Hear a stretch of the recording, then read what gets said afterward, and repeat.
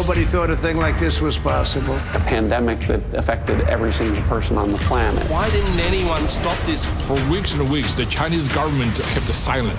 This is the result of taking a natural virus and mucking around with it.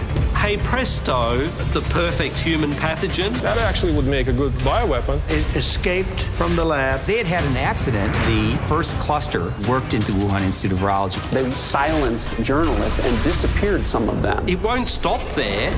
What led you to believe this came from a Wuhan lab? It was obvious there were body bags.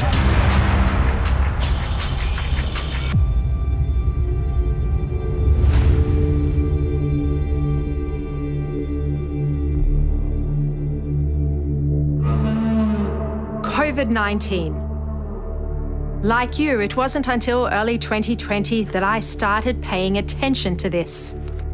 Then came the investigation, then came the revelations, and then the writing.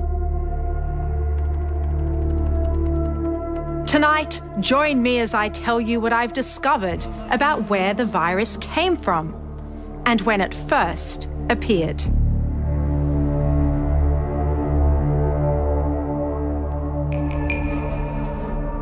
Mr. President, welcome. Thank you so much for your time. Thank you very much. You've seen all of the intelligence. When do you think the virus first started? Well, some of the intelligence is classified, and I can't talk about it, but common sense tells you it most likely, and when I say most likely, like 95% came from the Wuhan lab. I don't know if they had bad thoughts or whether it was gross incompetence, but one way or the other, it came out of Wuhan and it came from the Wuhan lab.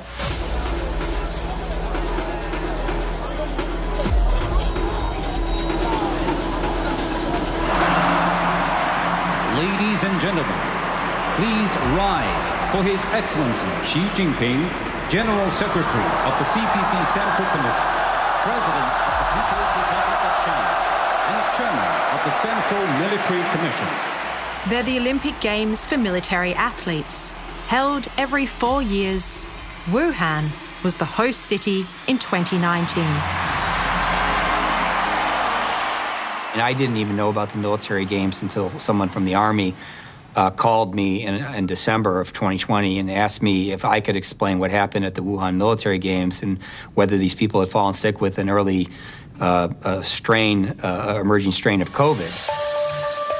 As the site of a potential virus superspreader, it doesn't get much bigger than this. And in the weeks and months that followed, reports emerged of athletes becoming sick. It is suspicious. I mean, we do see some indications in our own data, that NIH has, that there was COVID circulating in the United States, certainly in the earliest month of, as early as early December, possibly earlier than that. I mean, some of these people who came back from those games were sick with something. More than 9,000 athletes were there. 2 weeks later, they returned home to more than 100 countries. Oh, I know that people got sick. I believe there were French athletes got sick. I believe there were Germans. Some Americans got sick too. But getting sick in Wuhan in that particular time frame of the kind of symptoms that are very similar to what would later known to be coronavirus symptoms, that obviously deserve investigation. No one was ever tested, but there was one man who knew something was wrong. China's most famous defector to the United States, the father of his country's democracy movement. I thought that the Chinese government would take this opportunity to spread the virus during the military games, as many foreigners would show up there.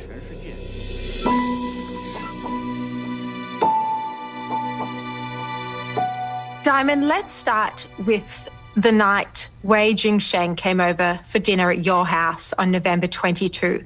What was different about that night?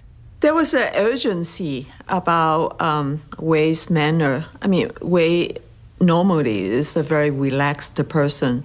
But that night was a little bit different because he talked in almost a different tone.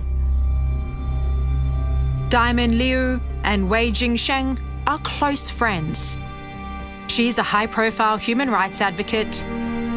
He was once a Communist Party insider. He'd come to Diamond looking for help. Who could he tell in America there was a virus on the loose in Wuhan? Did he think this was a coronavirus? Yes, he did say it was coronavirus. How did he know about it? Well, among the Chinese diaspora, there have been talks about it. And Wei, being who he is, tend to be the recipients of many information. People seek him out. Wei Jingsheng spent 18 years in Chinese prisons for standing up to Beijing. In '97, he made global headlines when he defected to the United States. Wei still has impeccable contacts high up in the party, and they were telling him a virus was spreading in Wuhan in October. When did you first hear that there was a virus in Wuhan? Was it during the time of the military games? Yes. I learned there was an unusual exercise by the Chinese government during the military games. And so I told Diamond about the possibility of the Chinese government using some strange weapons, including biological weapons, because I knew they were doing experiments of that sort. There was nothing in the news at the time. I mean, it was... No one had mentioned a thing. No one had mentioned a date.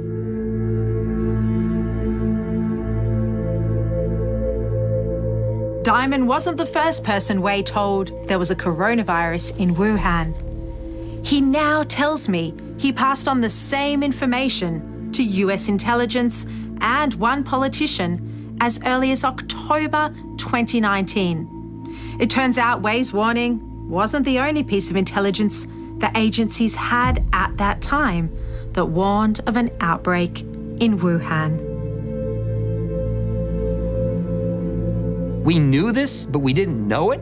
My shock was that we had actually could have had foreknowledge. David Asher is a veteran weapons investigator. He led a US government task force into the origins of COVID-19. And in late 2020, he unearthed intelligence that Wuhan Institute of Virology scientists fell sick with COVID-like symptoms. But what alarmed him was just how long Washington had sat on this classified intel. I was very surprised at the level of detail that they were able to produce around information that they had probably collected well over a year before that. So in November of 2020, we learned things that they had collected in November 2019. Wuhan is located in the central Chinese province of Hubei.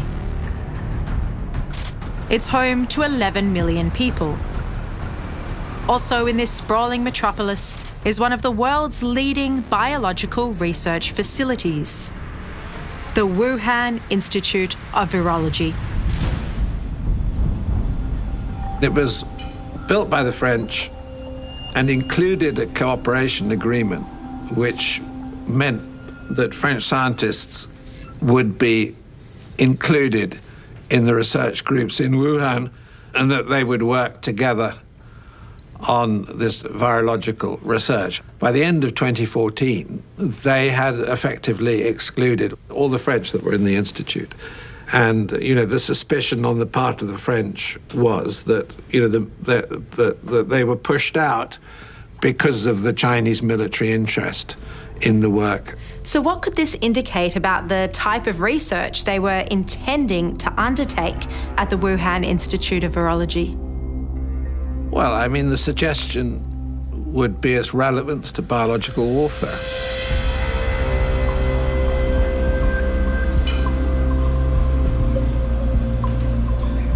In terms of coronavirus research, what was going on in the Wuhan Institute of Virology? Well, so what we do know, I mean, is that they were one of the world's leading repository of coronaviruses. That research was headed up by Sharri Li. They call her the Batwoman. She's China's top virologist, and her specialty, bat viruses.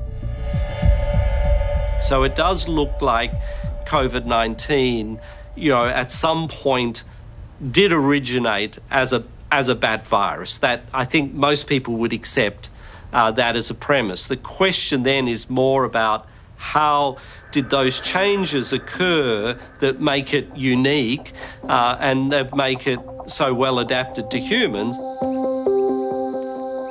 In 2012, Sharri Li hit pay dirt.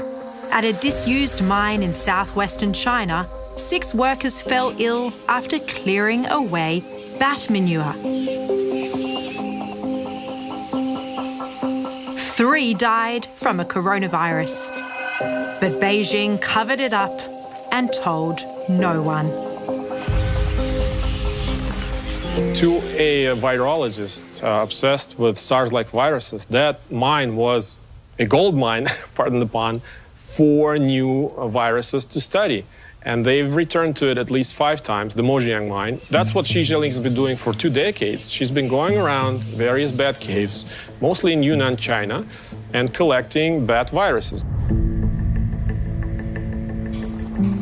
Hundreds of samples were brought back to the Wuhan Institute of Virology.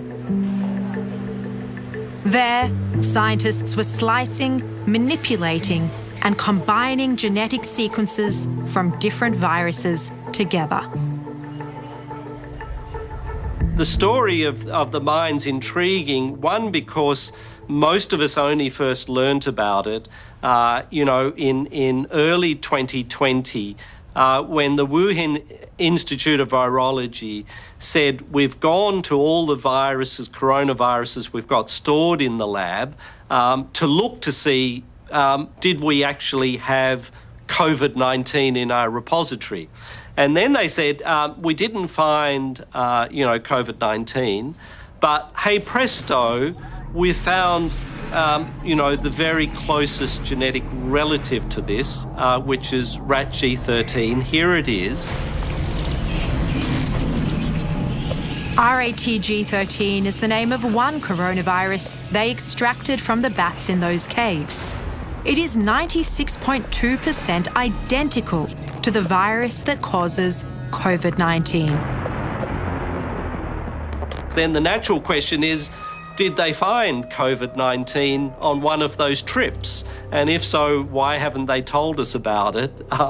Or did they manipulate, rat G13 or one of the other coronaviruses that they found in this cave, and that created COVID-19? And of course, that always raises the question, well, how far did they push the boundaries? What research were they doing?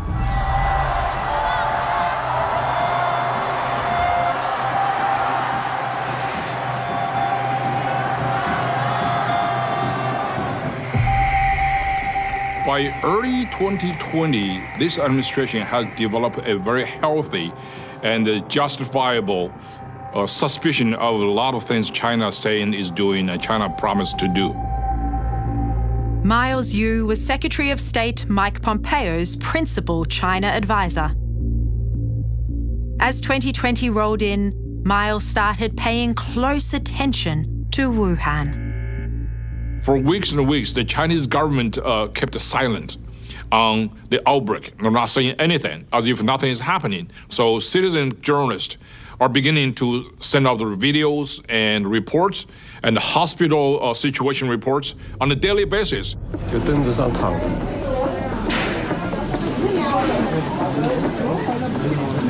我们今年的疫情堪比03年的非典，而2次疫情的爆炸都是因为对于事实的隐瞒，对于信息的封锁，我们不能一错再错了。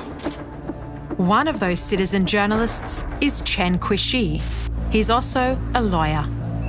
Chen had heard China was covering up the unfolding tragedy in Wuhan.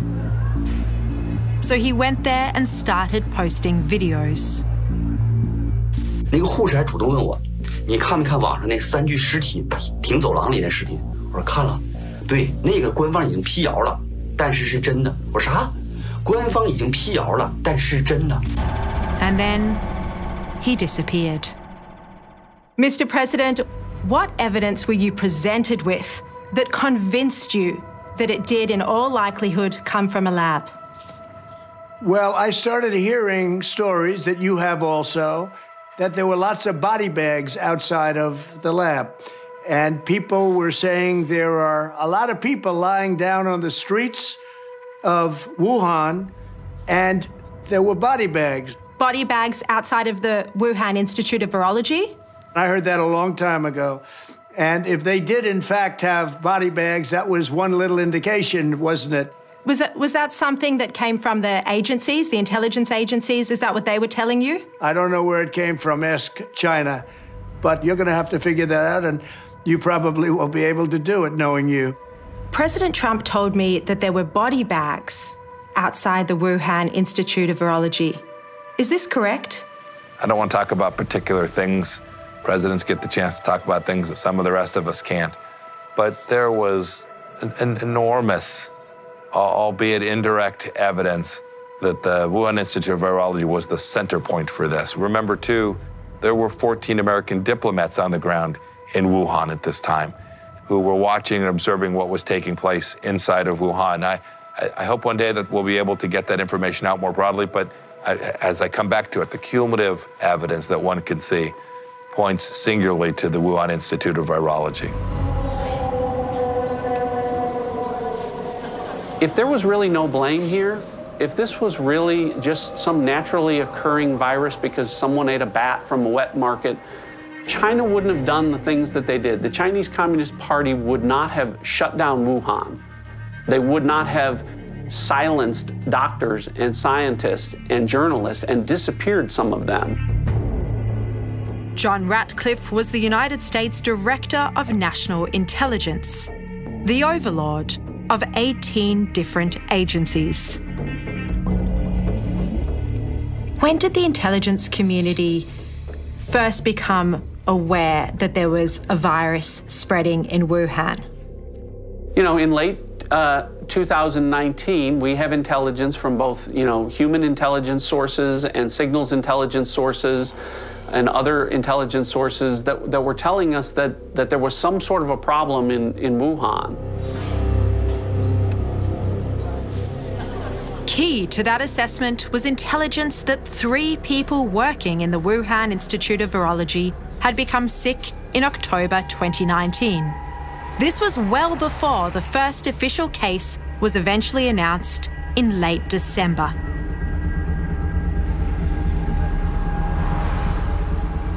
What Mike Pompeo and I put out is, people became sick at the lab in October and with symptoms that became entirely consistent with what most people have experienced around the world from COVID-19.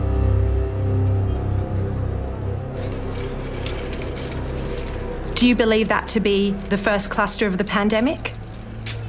Based on everything I've seen, this is the first cluster. Against all enemies, foreign and domestic. Former CIA Director Mike Pompeo was Secretary of State during the pandemic. His knowledge of COVID-19 was second to none in the Trump administration. I have seen no evidence that there's a cluster that began any place but this. I am all ears to see of any evidence that presents some back set to the contrary. David Asher also agrees that this could have been the first cluster of the pandemic. My shock was that we had actually could have had foreknowledge. We could have known in November of 2019 that there was a disaster occurring inside Wuhan, inside their most important biological facilities, you know, where something absolutely tragic, traumatic, and dramatic was occurring, and we could have reacted to it. I said we could have, you know, the whole world could have been different. It would have been like stopping 9/11 before it happened. Which raises the question, if US intelligence knew there was a virus in Wuhan in late 2019, why didn't they do anything about it? Was this an intelligence failure? We collect everything and know nothing in our governments these days. It's the big data problem. We're all drowning in it. We had the means to know something, but we didn't either analyze it or disseminate it or even know that it was collected. I always worry about that. As the former director of the CIA, I was always worried that we were collecting information, but we weren't able to process it sufficiently timely and get that information to the right places. Is this a pandemic that potentially could have been prevented had the intelligence agencies paid closer attention to the information that was coming in? We'll have to go look back at what was actually in the possession, what was the complexity of the information, what was the certainty of that information. Should there be a review? Sure, I think we always should go back and look at how we collected and what we knew and why it was we weren't able, that didn't send the signal up the line in a way that was would have led to a better outcome.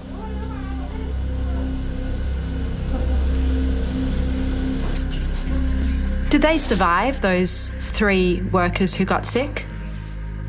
What I can say is that from the intelligence perspective is we know that some of the people that were most involved, either infected or reporting on or whistleblowing on or trying to get answers and journalists report on, have been difficult to track down later, at least from my time there. And so, you know, I think that's consistent with what the Chinese Communist Party does. You know, the status of those individuals and why they've disappeared, I really can't comment on that. One of those people who was reported to have disappeared was Huan Yanglin. Is she one of the ones that we believe fell sick with COVID-19? I don't know her status, but you know, the information that you're talking about that's out in the public domain is consistent with what I've seen and what I'm familiar with.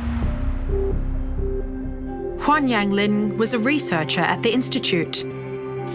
In early 2020, she disappeared from its website. Her social media presence also vanished. Despite Beijing's denials, many believe Huang was infected with COVID-19. She's never been seen since. You know, in the West, you might say, oh, this person just want to protect her privacy. In China, privacy in the interest of the state doesn't exist. So it would have been such a big, triumphant media scoop for the Chinese government to showcase her, to give like 10 seconds of her appearing somewhere, making a speech, show up in the news media, and that would have basically scored a major victory for the Chinese propaganda machine. She never did. She is literally disappeared from public view. Making people disappear is actually a major feature of the regime. I mean, it's actually truly a People's Republic of disappearances. Dissidents, journalists, and anybody the government doesn't like, they disappear. They disappear into oblivion forever. This is basically a regime that is not only capable of doing these things, and they do this with great pride. And it's not only people that go missing. On the 12th of September 2019, the virus database at the Wuhan Institute of Virology was taken offline. 22,000 coronavirus samples gone.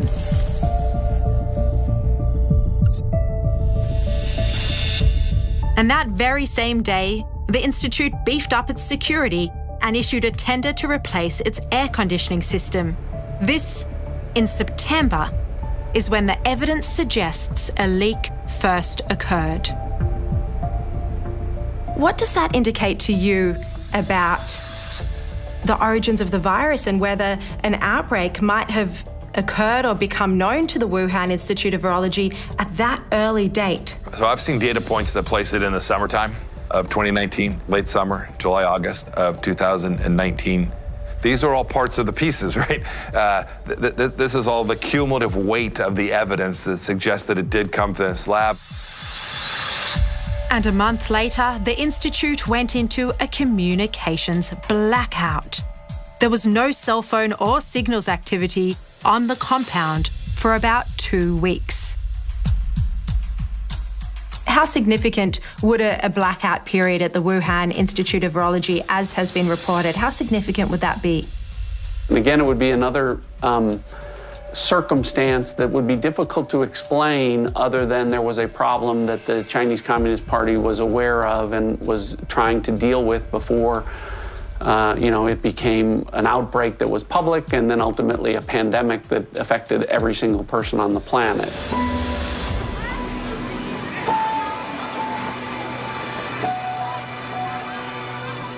Everyone around the world assumed it had come from an animal, but we didn't know what animal. In the early days of the pandemic, Australian scientist Nikolai Petrovsky made an extraordinary discovery. I guess the first surprising result that we found that really stumped us for a while was there was no animal, and that opened, obviously, Pandora's box, because then we had to start saying, well, if it didn't come from an animal, where did it come from? And, of course, that led into, I guess, exploration of other possibilities. And one of those, of course, was that could this have potentially have come, from a laboratory?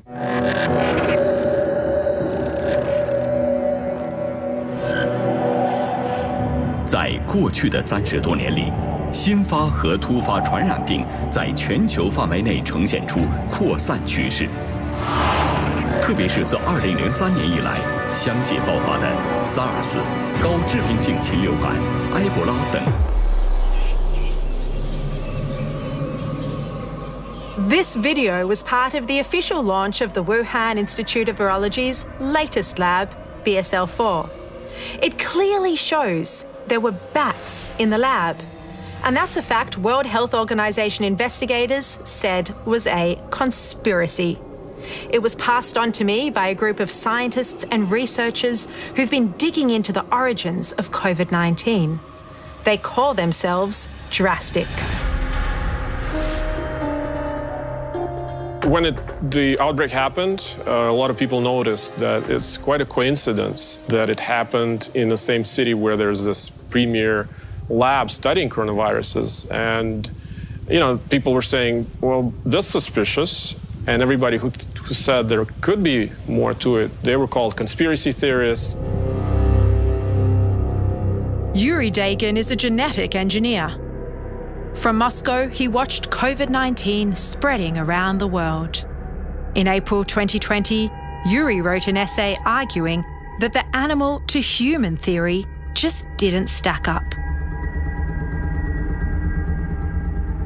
Can you detail some of the issues that you uncovered in that Medium paper that were just so crucial? Basically, it's that the Wuhan Institute of Virology, that is located at the epicenter of the outbreak, has been creating chimeric, genetically modified coronaviruses for many, many years. And they've been putting these spike proteins from different viruses in their backbones and then studying how well does that infect human cells. Just this alone formed a very plausible argument that this is actually the lab that hosts so many different coronaviruses, explains the lab leak the best. Yuri, this was highly risky coronavirus research that was happening at the Wuhan Institute of Virology, and no one seemed to be paying any attention to it. Yes, this kind of work of very dangerous, potentially pandemic pathogens, being made more transmissible and potentially more lethal to humans, nobody paid attention to it because nobody cared about this kind of work in virology until the outbreak happened.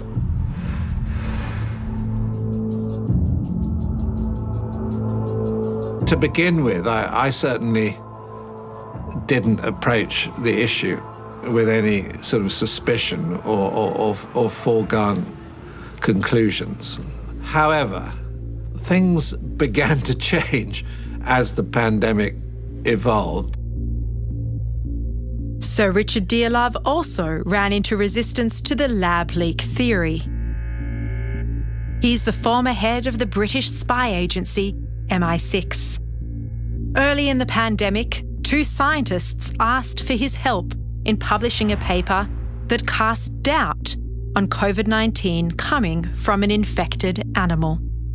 We approached Nature, we approached Science, we approached the American Journal of Virology, we approached various publications in the UK, and it was clear to me that there was a sort of united front not to put anything in the public domain which questioned the Chinese narrative. How disturbing is this censorship?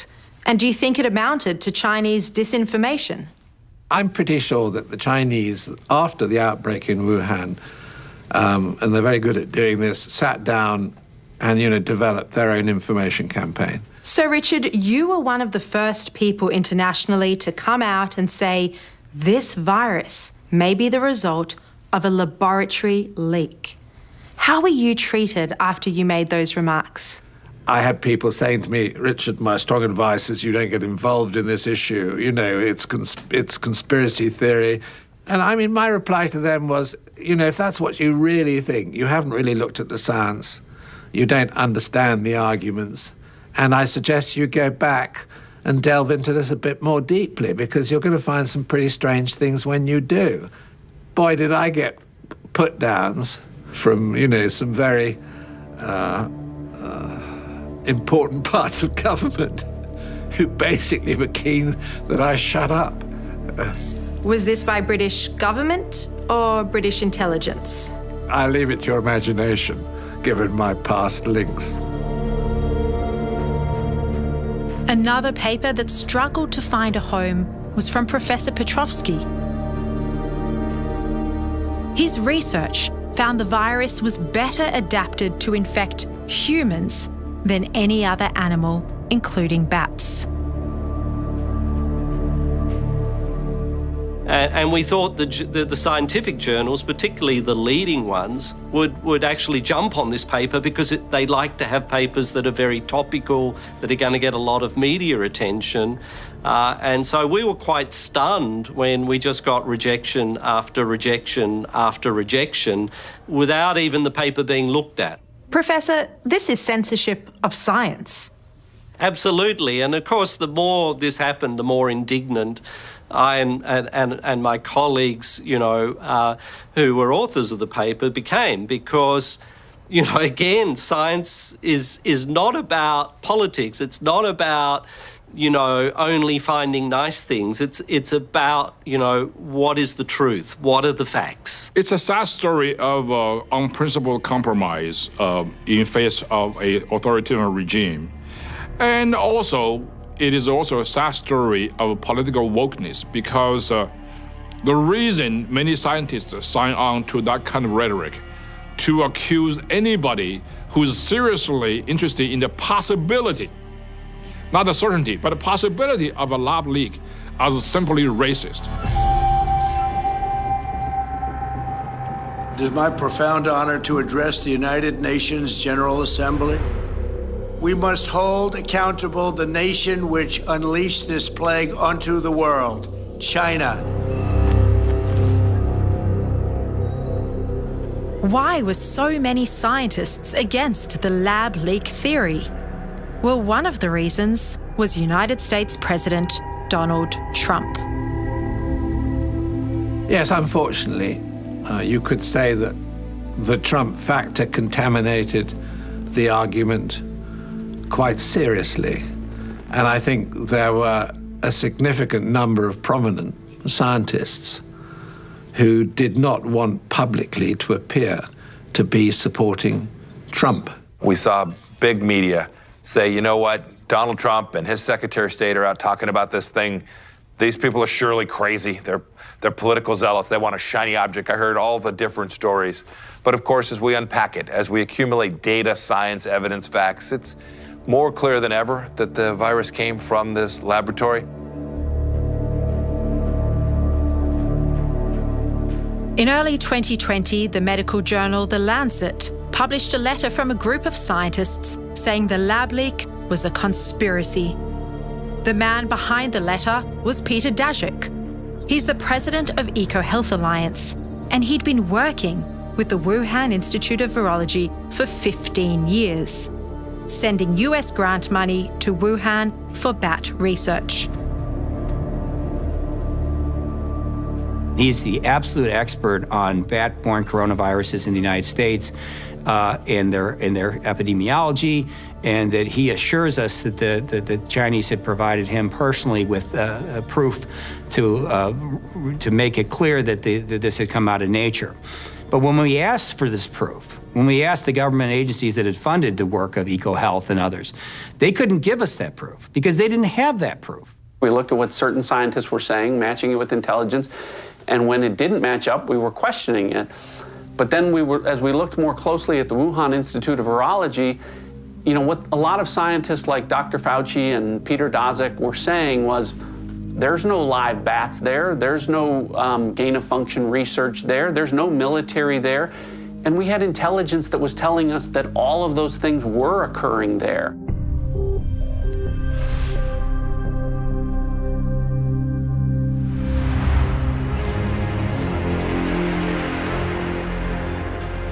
WHO has been assessing this outbreak around the clock, and we're deeply concerned both by the alarming levels of spread and severity and by the alarming levels of inaction.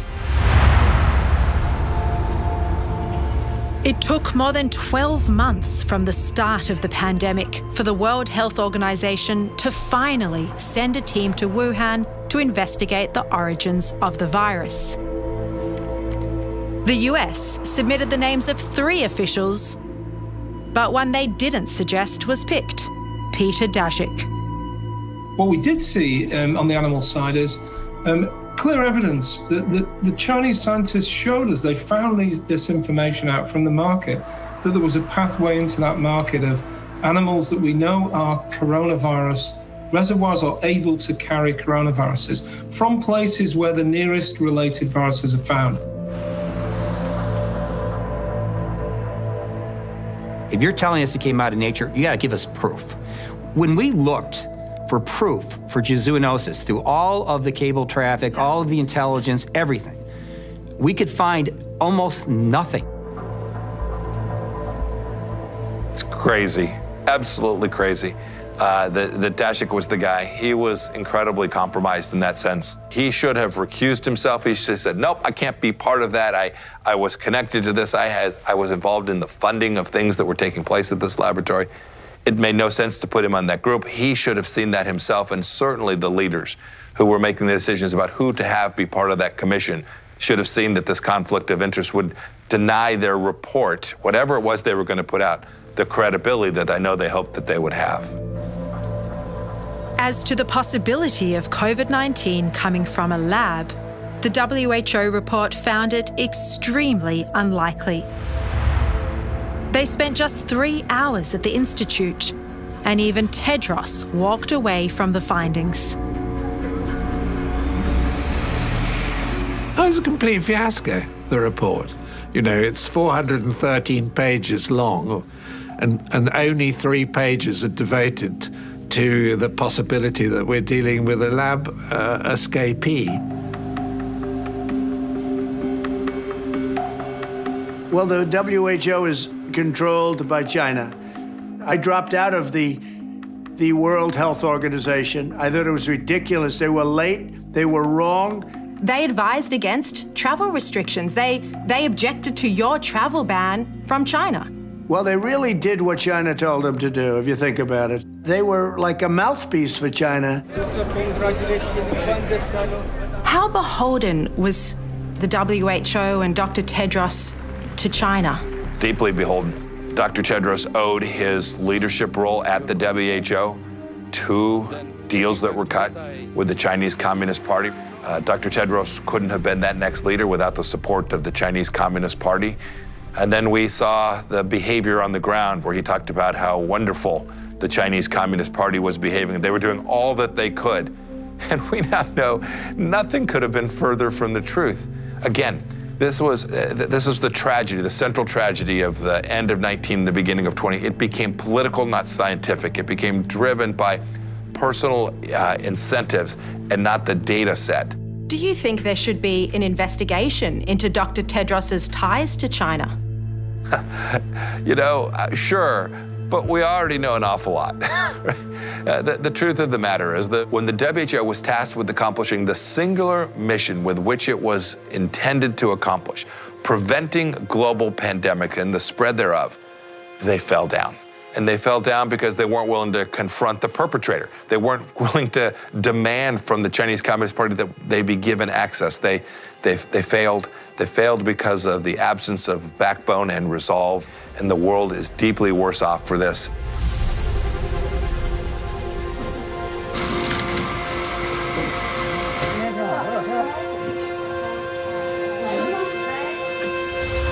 P4实验室是目前世界上生物安全等级最高的实验室，也是最安全的实验室。实验室的建成，标志着我们国家的科研人员能够在自己的实验室当中开展烈性病毒的一些研究工作。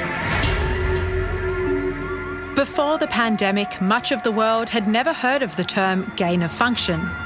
Put simply, it's genetically manipulating a virus to give it new functions, like the ability to infect humans. That's what was happening inside the Wuhan lab. You know, there's quite a logical explanation when you look at the virus and its special characteristics. That, you know, this is the result of taking a natural virus and mucking around with it.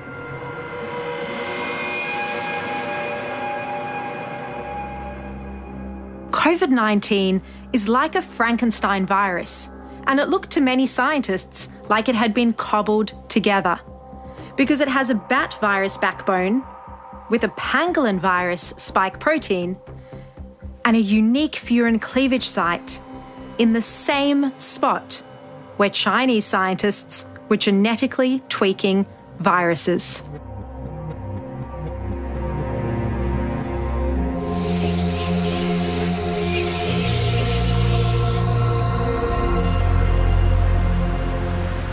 For those who keep bringing up, you know, the possibility of a bat in the wild markets in Wuhan having been the source of COVID-19, scientifically that has really no merit because it can't infect bats. So it couldn't have come straight across from a bat if it can't infect a bat.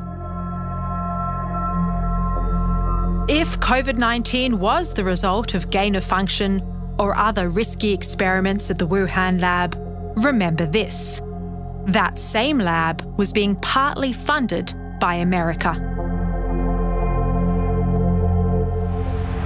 Dr. Fauci, knowing that it is a crime to lie to Congress, do you wish to retract your statement of May 11th where you claimed that the NIH never funded gain-of-function research in Wuhan? Senator Paul, I have never lied before the Congress, and I do not retract that statement. Take an animal virus and you increase its transmissibility to humans, right. You're saying that's not gain of function? Yeah, that is correct. And Senator Paul, you do not know what you are talking about, quite frankly, and I want to say that officially. Dr. Anthony Fauci is America's top medical advisor. I found a scientific paper he wrote in 2012 where he argued the benefits of gain-of-function research were worth the risk of a pandemic. In total, American agencies funded 65 research projects at the Wuhan Institute of Virology. So you don't want to go to Hoboken, New Jersey, or to Fairfax, Virginia, to be studying the bat-human interface that might lead to an outbreak. So you go to China. Are you concerned at all about how it happened that the gain-of-function ban was lifted during the Trump administration? How was it that Anthony Fauci was able to do this without anyone knowing? Well, I don't know for sure who all was involved in that decision-making process. I can say this much. When we look back and figure out how that decision was made, I hope that all of those parties were able to come to the table, express their viewpoints, their concerns, so that we had not only a decision, but an informed decision that was made. I've seen very little evidence to date that there was a broad-based information exchange before the decision was made by Dr. Fauci to lift that ban on gain-of-function research.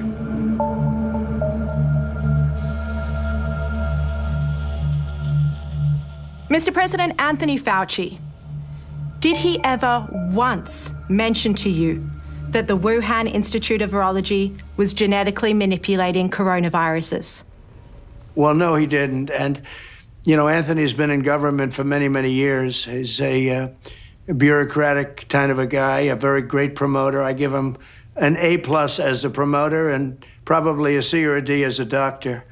We now know from emails that have been released under the Freedom of Information Act that he was getting his advice from the likes of Peter Daszak, a Wuhan collaborator.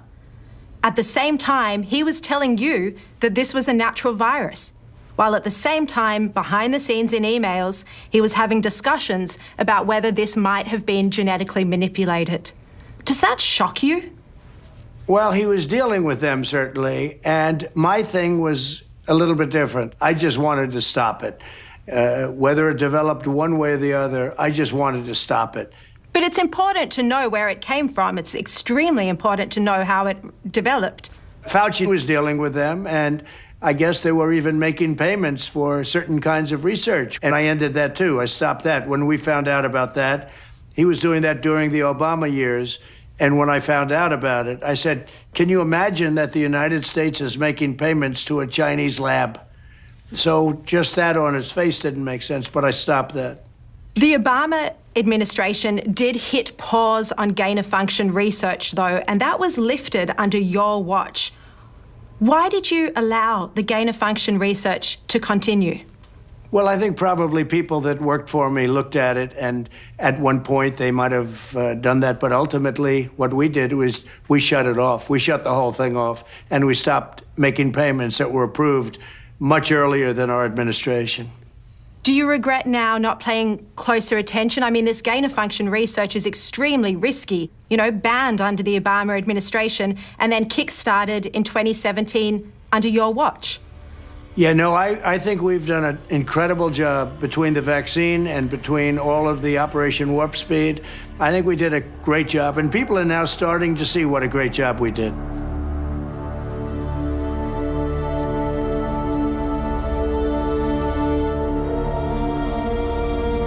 While writing my book, I discovered a crucial piece of the COVID-19 puzzle. Cybersecurity analysts at Internet 2.0 recovered Chinese government data that had been virtually wiped from the web. It showed there was a buy-up of PCR equipment used to test for coronaviruses in Wuhan in 2019. The next month, one of those machines went to the Wuhan Institute. Is this something you're aware of, that they bought a PCR machine in November 2019? I wouldn't be able to comment on that. How significant would this purchase be? Would be significant. Is it a smoking gun? Ultimately, I don't think there's ever going to be one specific smoking gun. I think there's more than just smoke here. I think there's fire from a whole bunch of different sources. I think that would be another compelling piece of evidence if you need more. I don't need more.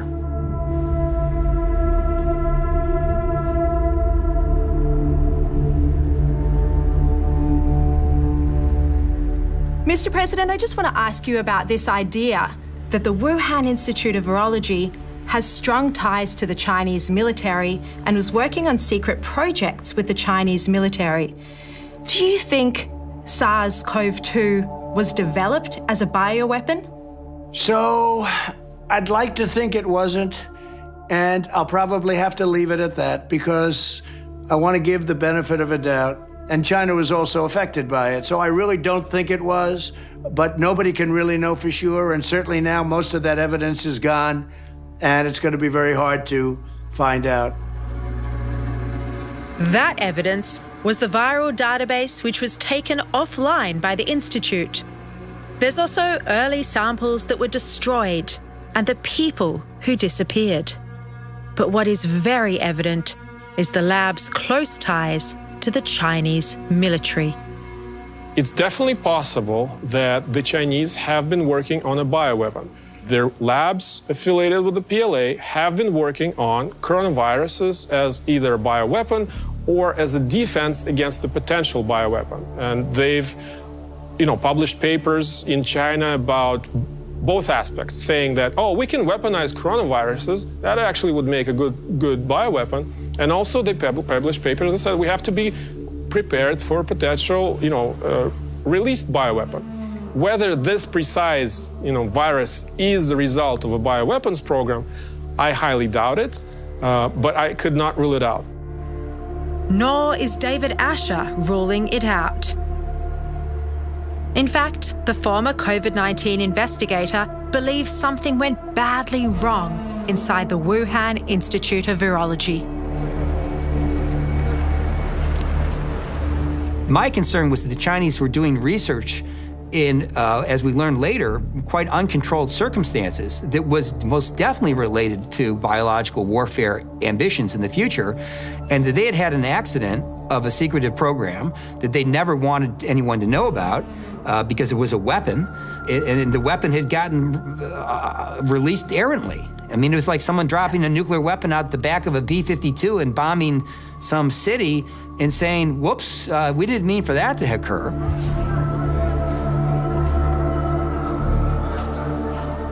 Do you think this was an accidental or deliberate release of COVID-19 from China? So I think it was probably an accident. I don't think it was on purpose. If it was, that's essentially war. I don't think it was on purpose. I think it was incompetence. Scientists walked out and had lunch outside in a park or something with the girlfriend, and he had it and she had it. Was that patient zero, that scientist from the lab? I don't know if it's patient zero or patient something else, but that's one theory. Do you know how he was infected? I think that it was incompetence. I think that it escaped from the lab through incompetence. And they've also had some safety problems, as you know, at that lab. Has the United States spoken to defectors who worked in the lab, who blew the whistle on what happened? I really can't talk about that. Yeah, I cannot talk about that. I won't be really allowed to talk, nor would I want to. Few people in our nation's history have been more challenged or found a time more challenging or difficult than the time we're in now. Once-in-a-century virus that silently stalks the country.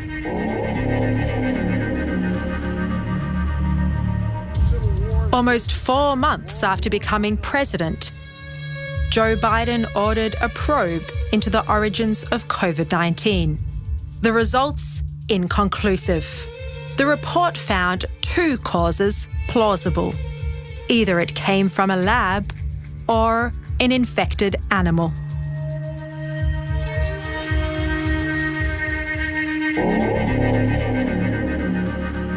Is there still major intelligence that goes to proving the virus came out of the Wuhan Institute of Virology that's still not in the public domain?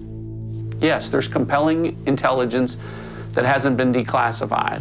When you declassify intelligence, you risked, the potential human sources or signals intelligence, where your eyes and ears into their actions are coming from. And so we put out as much as we felt we could safely do at the time, but I think the time has come for the Biden administration to declassify additional information that would, again, more evidence if you need it, that Chinese Communist Party officials acted badly, bullied international officials, covered up intelligence and reporting on this. there is more intelligence out there, and I'd like to see it declassified because it'll create additional pressure, not just on Chinese Communist Party officials, but others that still continue to deny that China is a bad actor here.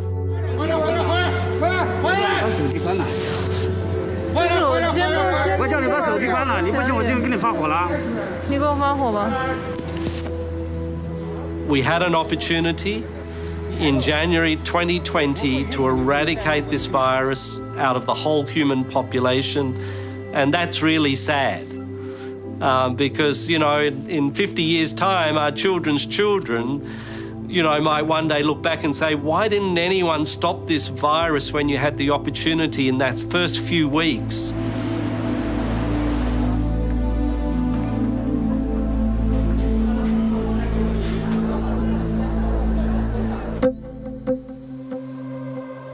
From his lab in Australia, Nikolai Petrovsky is developing a vaccine that's in phase 3 clinical trials. But he fears that COVID-19 may become a way of life. So viruses are opportunists. They find themselves in this wonderful new host, of which there's billions, and it's learning as it goes. It started as an exquisite human pathogen. If we look now at strains like the Delta strain, you know, it's going from bad to worse. I mean, and this is what happens when you have something that is already the perfect human pathogen. It won't stop there because it's already, you know, has its foot in the door. And it can only get better over time. And that's what we're seeing. And that's why, you know, it's been so scary. Is this what the future looks like? If this virus is allowed to spread and disseminate, it's going to learn more tricks. It's going to become more infectious because that's the way viruses travel. They're opportunists. And it's going to reach a point where we'll never actually free ourselves because it's found we're such a wonderful host species, it doesn't ever want to leave.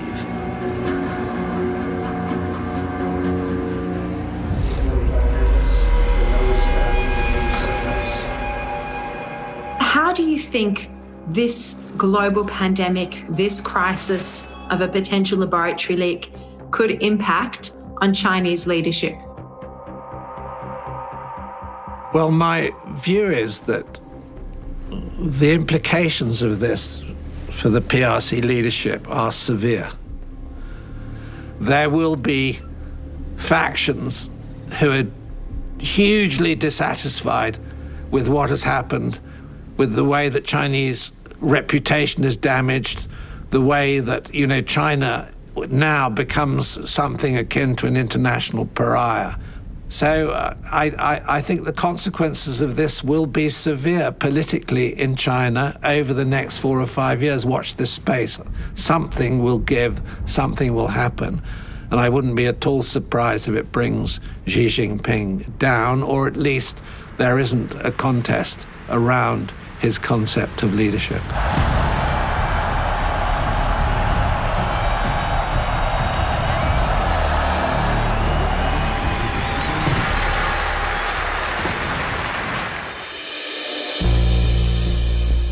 And as for two of the most senior members of the Trump administration, they are in no doubt about what really happened in Wuhan. Well, listen, the people that had the most access to the most intelligence are telling you that the most likely origin of COVID-19, of the Wuhan virus, was a lab leak at the Wuhan Institute of Virology.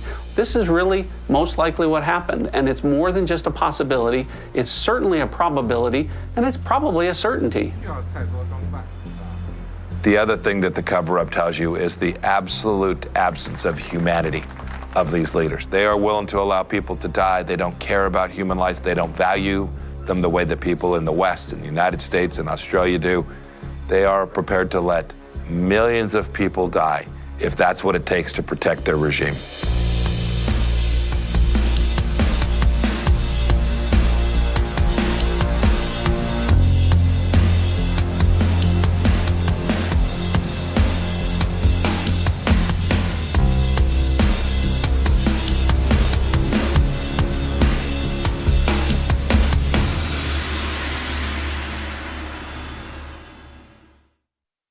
Berkeley Award-winning journalist Sharri Markson is the author of the first international book to investigate the COVID-19 laboratory leak theory, What Really Happened in Wuhan. Available in print, ebook and audio.